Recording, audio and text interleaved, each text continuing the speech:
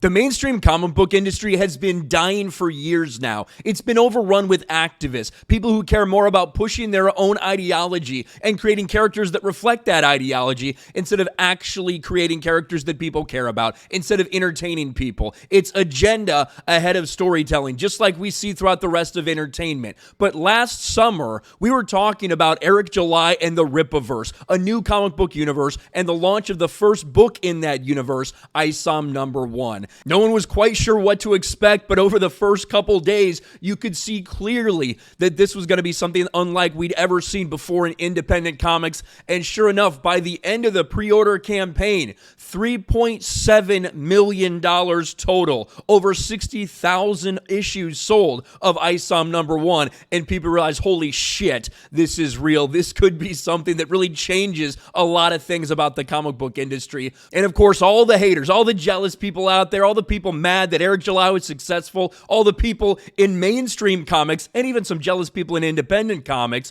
who said, you'll never do it again. It's a one-hit wonder. It's just some people out there, maybe they support it because of this or that, but it's only a one-time thing. You'll never have success again in the comic book industry.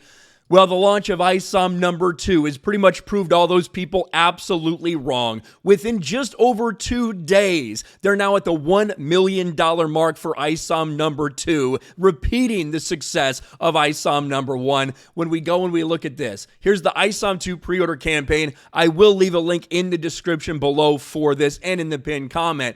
As you can see, closing out on $1.2 million in just over 48 hours. And something that's very important to note when it comes to this is they've been having massive website issues. And if you see Eric July out there on social media, he's completely owning that, saying it's unacceptable, that should not and that cannot happen, that they will get that fixed. But for around 22, 23 hours out of that 48-hour launch window, the website was down. Like, you couldn't even get in there to order books at some time. So definitely slowed down the momentum for this. It could be higher if that hadn't happened, but nevertheless, with still several weeks and months for this campaign to go. The campaign ends on August 27, 2023, so it's got a while. Now, will it be able to reach the 3.7 million, the heights of that first one?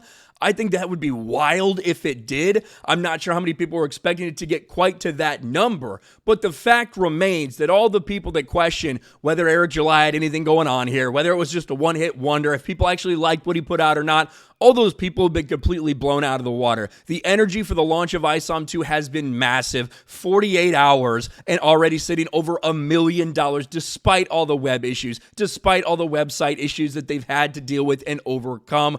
The Rippaverse is here to stay. People are hungry for original characters. They're hungry for things that aren't obsessed with identity politics and preaching some sort of leftist activist message to you, and just getting back to comic books, to great art, to great storytelling. That's what the Rippaverse gave people with Isom #1, and fans have waited patiently for Isom #2 to come out. And now it looks like we're going to have a flurry of things coming out from them. The Chuck Dixon Alpha Core is coming out. Yaira #1 is coming out. Chuck Dixon announced he's working on something else as well. So I really think that what Eric and the team at the Rippaverse are doing right now is going to continue to blow people away.